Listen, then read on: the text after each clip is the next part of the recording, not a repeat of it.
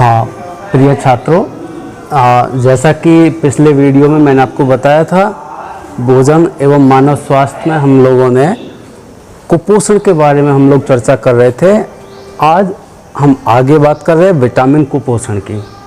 देखिए, पिछले वीडियो में आपको मैंने बता दिया था कि विटामिन जो होते हैं वो 6 प्रकार के होते हैं। Vitamin A, vitamin B, vitamin C, vitamin D, vitamin E और विटामिन के। ठीक है, आज हम लोग उन विटामिन्स के रासायनिक नाम, उनकी कमी से होने वाले रोग और उनके लक्षणों के बारे में इस वीडियो में जानेंगे। तो देखिए, सबसे पहले हम लोग बात करते हैं विटामिन ए। विटामिन ए का रासायनिक नाम होता है रेटिनॉल। रेटिनॉल, और इसकी कमी से जो रोग होता है वो है रतौंधी, जिसको नाइट ब्लाइंडनेस भी कहा जाता है। इसका लक्षण ये है कि रात्रि में कम दिखाई देता है, मतलब जब प्रकाश कम हो, अंधेरा हो, तो उस स्थिति में दिखाई नहीं देता है। ठीक है, इसके बाद विटामिन बी। विटामिन बी के हम लोग यहाँ पे सिर्फ 3 पढ़ेंगे, विटामिन B1, B2 और B3। तो देखिए, विटामिन B1 का रासायनिक नाम होता है थायमिन, और इसकी कमी से होने वाला रोग होता है बेरी। ठीक है, इस रोग का लक्षण होता है मांसपेशियां कमज़ोर हो जाती हैं, जो आपकी हार्ट बीट है वो भी कम हो जाती है। ठीक है ना, तो weakening of muscles and weakening of heart beat. ठीक है, तो ये लक्षण होते हैं विटामिन B1 यानी कि थायमिन की कमी से होने वाले रोग बेरी के। इसके बाद विटामिन B2। विटामिन B2 का रासायनिक नाम होता है राइबोफ्लेविन, और इसकी कमी से होने वाला रोग है राइबोफ्लेविनोसिस। ओके, अब ये जो राइबोफ्लेविनोसिस है, इसके जो लक्षण है वो है कि होठ के किनारों की त्वचा फट जाती है। ठीक है, जो हमारे होठ हैं, इसके जो किनारे उनकी त्वचा फट जाती है, ये इस रोग का प्रमुख लक्षण होता है। विटामिन B3 का रासायनिक नाम होता है नियासिन, और इसकी कमी से जो रोग होता है वो है पेलेग्रा। पेलेग्रा में जीभ और त्वचा पर पपड़ियाँ पड़ने लगती हैं, पैची स्किन हो जाती है। विटामिन सी, इसको हम कहते हैं एस्कॉर्बिक एसिड यानी कि एस्कॉर्बिक अम्ल, और इसकी कमी से रोग होता है स्कर्वी रोग का लक्षण होता है ब्लीडिंग गम्स यानी कि मसूड़ों से खून आना। ठीक है ना, मुंह में से अजीब सी बदबू आने लगती है, पायरिया जिसको हम कहते हैं, तो वो विटामिन सी की कमी से होने वाला रोग है। Vitamin D calciferol. Vitamin D का रासायनिक नाम होता है कैल्सीफेरॉल। कैल्सीफेरॉल की कमी से होने वाला रोग होता है रिकेट्स, और रिकेट्स के लक्षण होते हैं घुटने की हड्डियां पास आ जाती हैं या बेंड हो जाती है, मुड़ जाती हैं, जिससे चलने फिरने में विकलांगता आ जाती है। तो ये रिकेट्स रोग के लक्षण है, घुटने की हड्डियों का मुड़ना या उनका पास आ जाना।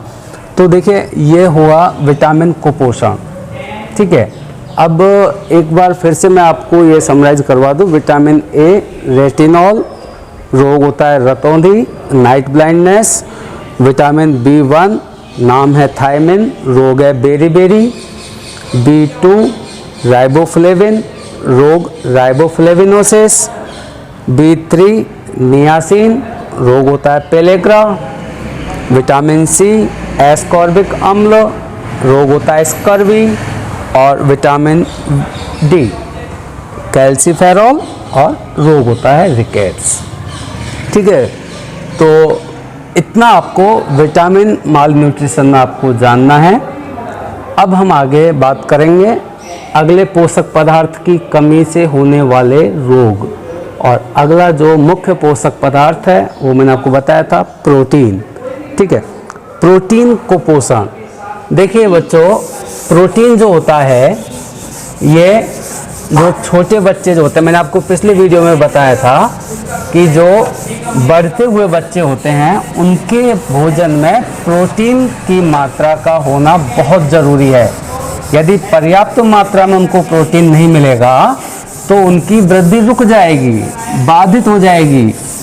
जैसे एक नॉर्मल जो ग्रोथ होती है बच्चों की वो नहीं हो पाएगी।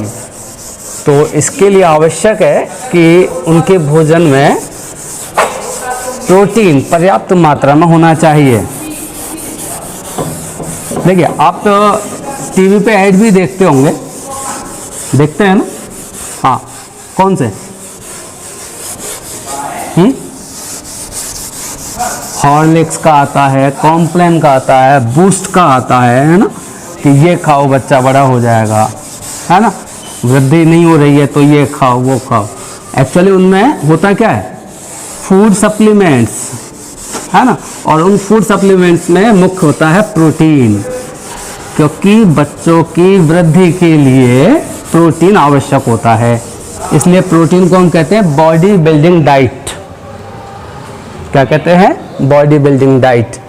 तो देखिए, अभी हम शुरू कर रहे हैं प्रोटीन कुपोषण।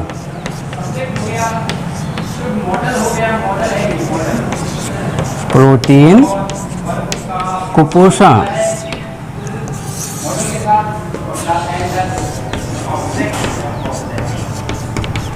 प्रोटीन माल न्यूट्रिशन।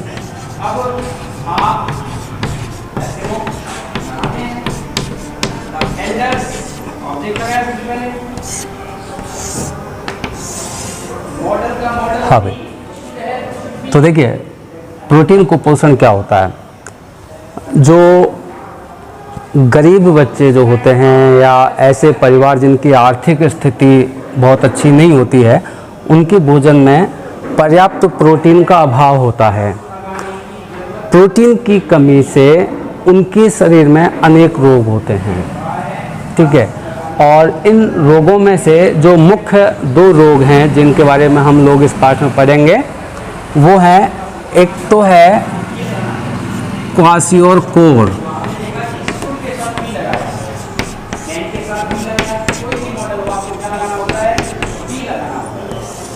क्वाशियोर-कोर,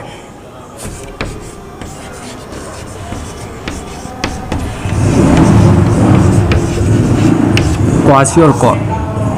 और दूसरा होता है मैरस्मस।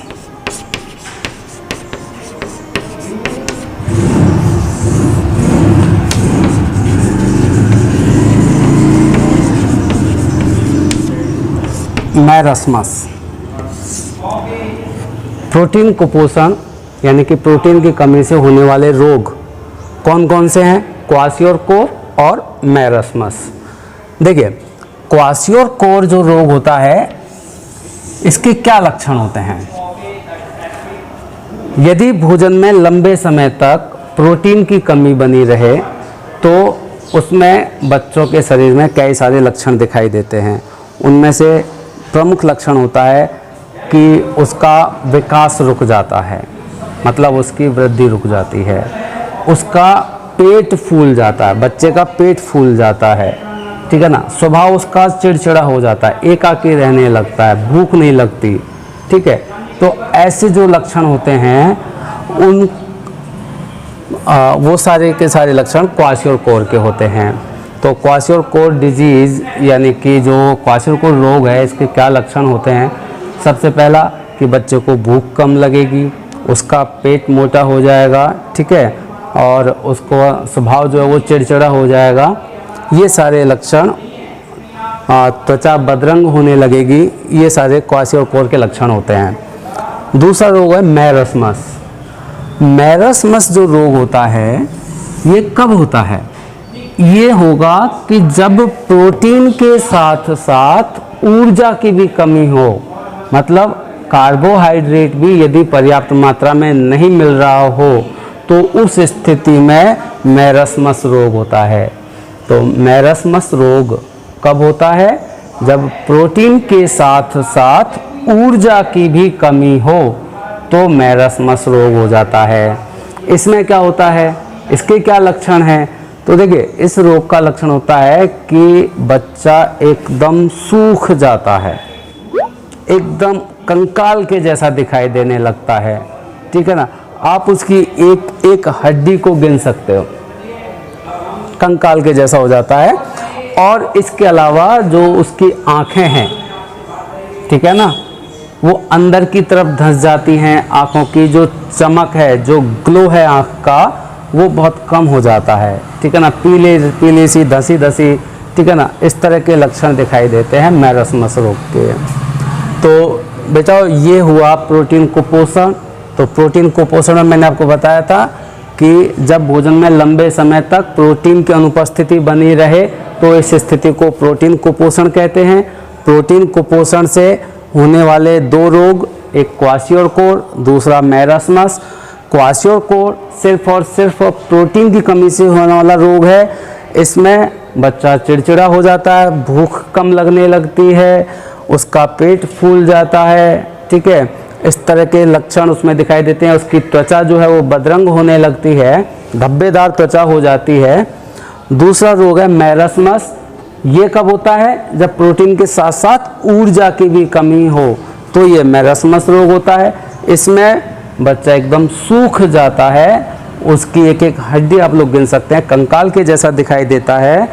आँखों में पीलापन आता है, आँख अंदर की तरफ धंस जाती हैं, ठीक है। ये लक्षण होते हैं मैरस्मस रोग के। देखिए ये तो हुआ आपका प्रोटीन कुपोषण। अब हम आगे चर्चा कर रहे हैं खनिज कुपोषण की। जैसा मैंने आपको बताया था कि खनिज लवण जो संतुलित भोजन के घटक हैं, उनमें मैंने आपको बताया था कि हमारे भोजन में कई सारे खनिज लवण भी होने चाहिए और वो खनिज लवण कई महत्वपूर्ण क्रियाएं संपन्न करते हैं हमारे शरीर में। तो सभी खनिज लवणों के बारे में तो हम लोग यहाँ नहीं पढ़ेंगे, हम लोग सिर्फ वही खनिज लवणों के बारे में पढ़ेंगे जो हमारे कोर्स में हैं, ठीक है। तो नेक्स्ट टॉपिक इज खनिज कुपोषण।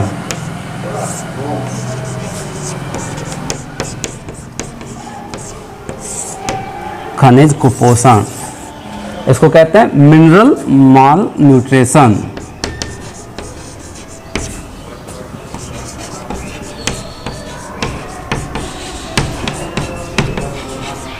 मिनरल माल न्यूट्रिशन, खनिज कुपोषण। ये जो खनिज पदार्थ हैं, देखिए कौन कौन से हैं, पहले मैं आपको ये बता दूं कि जिनके बारे में हमें पढ़ना है। सबसे पहला खनिज पदार्थ सोडियम, दूसरा पोटेशियम,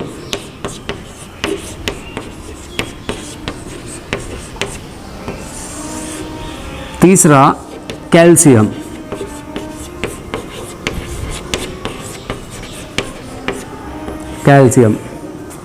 नंबर 4 पे आता है फास्फोरस,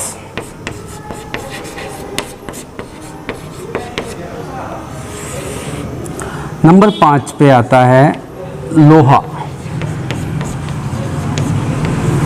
आयरन जिसको कहते हैं, और नंबर 6 पे आता है आयोडीन।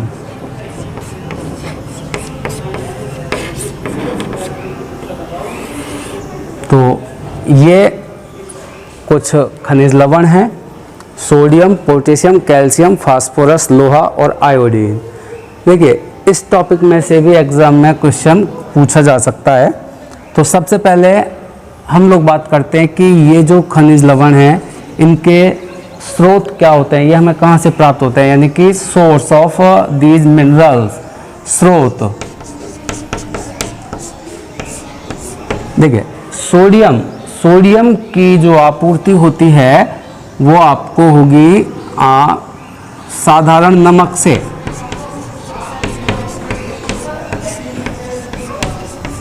साधारण नमक जिसका हम खाने में उपयोग करते हैं, इसके अलावा दूध,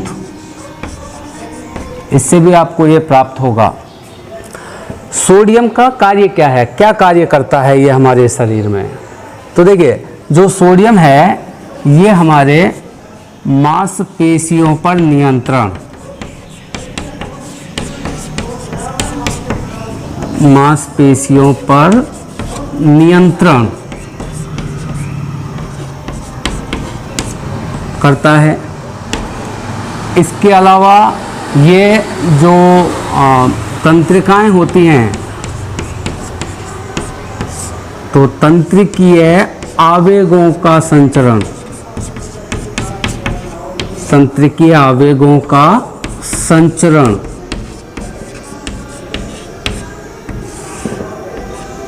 इसको भी ये कंट्रोल करता है। देखिए, तंत्रिकीय आवेग, ठीक है, ये क्या होते हैं?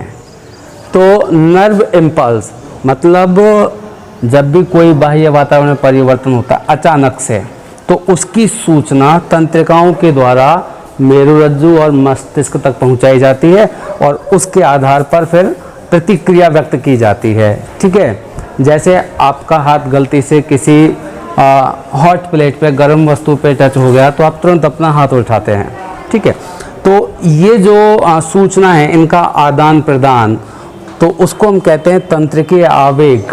ठीक है, इसके बारे में हम लोग नेक्स्ट चैप्टर में और ज़्यादा डिटेल में पढ़ेंगे। तो जो सोडियम होता है ये मांसपेशियों पर नियंत्रण करता है और तंत्रिकीय आवेगों का संचरण में भी महत्वपूर्ण भूमिका निभाता है। इसके बाद पोटेशियम, पोटेशियम लगभग सभी खाद्य पदार्थों में उपस्थित होता है।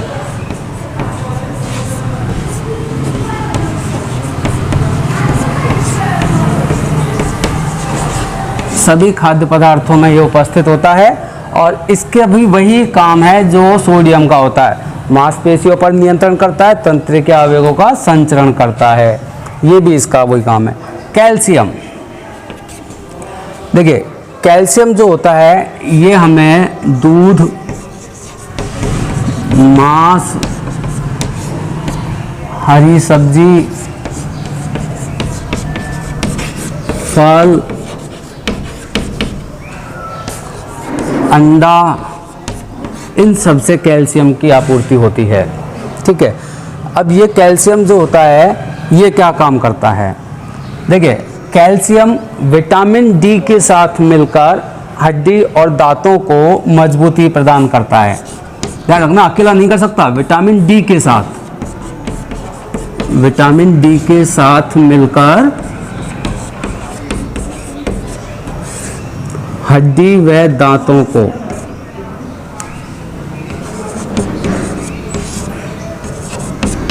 हड्डियों व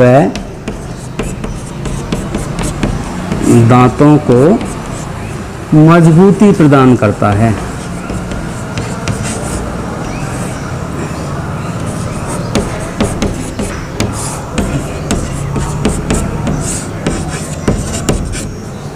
तो कैल्शियम का क्या कार्य हुआ?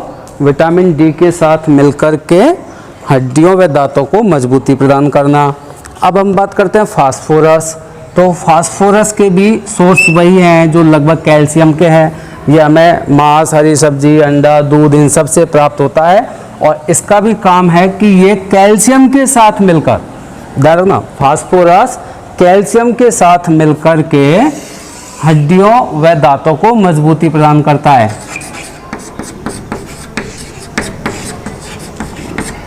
कैल्शियम के साथ मिलकर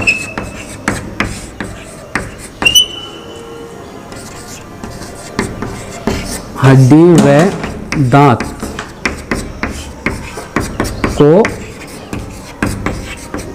मजबूत बनाता है।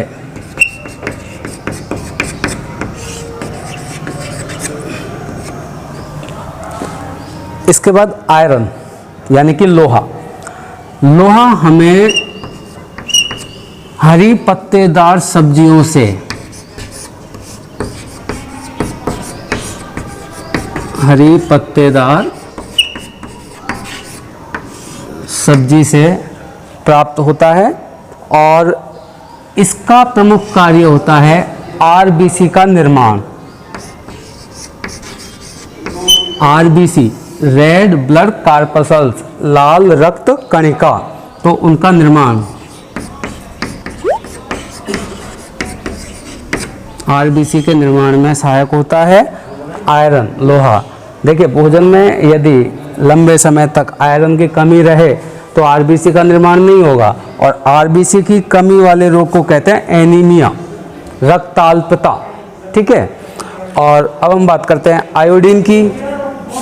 तो आयोडीन का प्रमुख स्रोत होता है सामान्यतः समुद्री भोजन।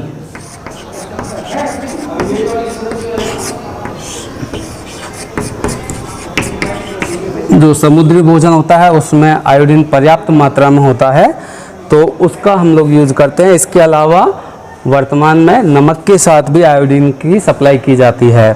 तो समुद्री भोजन से हमें आयोडीन प्राप्त होता है, और इसका जो प्रमुख कार्य है आयोडीन का, वो है ये हमारी थायराइड जो ग्रंथि होती है उसको हेल्प करता है कि वो थायरोक्सिन हार्मोन का संश्लेषण करे। तो इसका काम हो गया थायरोक्सिन हार्मोन का संश्लेषण।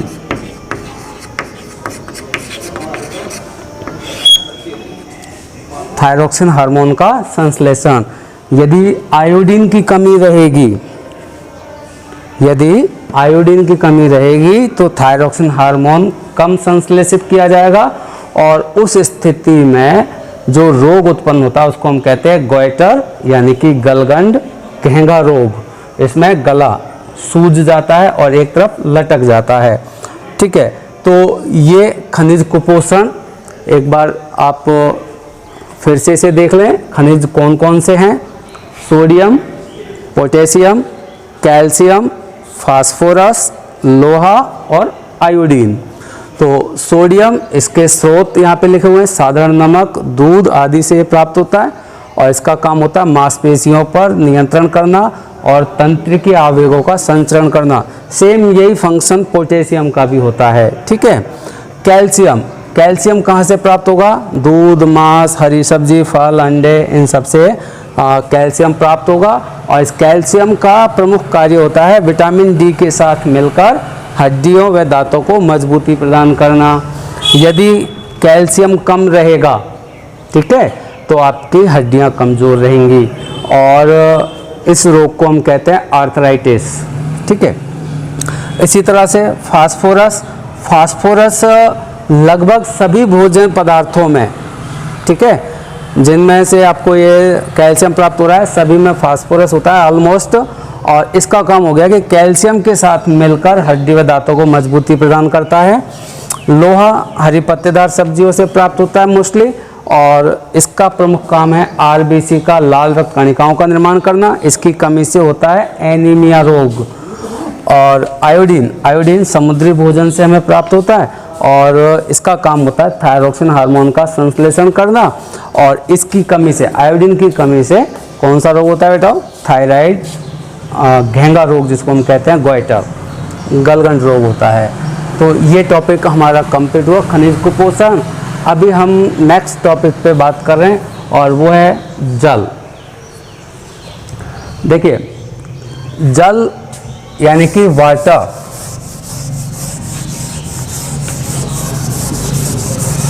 जल एक ऐसा फ्लूइड है, एक ऐसा द्रव है, एक ऐसा तरल है जो एक साथ तीनों अवस्थाओं में, जानते हैं तीन अवस्था, ठोस, द्रव और गैस, ठीक है, तीनों अवस्थाओं में पाया जाता है। अद्भुत द्रव है बहुत ज़्यादा। क्यों पढ़ें जल के बारे में? ऐसी क्या खास बात है भाई जल की? क्यों पढ़ें जल के बारे में?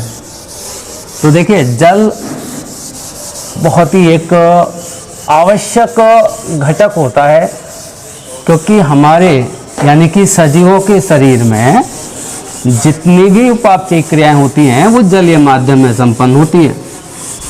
यदि जल नहीं होगा ना शरीर के अंदर, तो फिर कोई भी उपापचयी क्रियाएं संपन्न नहीं हो पाएंगी, और जब उपापचयी क्रियाएं संपन्न नहीं होंगी तो निश्चित सी बात है क्या होगा, बहुत सारी बीमारियां उत्पन्न होंगी। एक काम तो ये हो गया जल का, ठीक है। दूसरा काम होता है कि हमारे शरीर के अंदर विभिन्न पदार्थों का परिवहन जल के द्वारा किया जाता है, ठीक है। और जल जब इतना ही महत्वपूर्ण है तो इसके बारे में हम कुछ और जानकारी लेते हैं कि एक स्वच्छ पेयजल के क्या गुण होते हैं।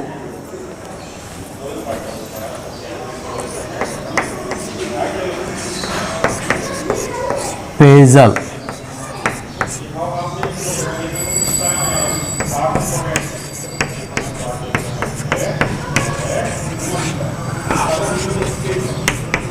Drinking water.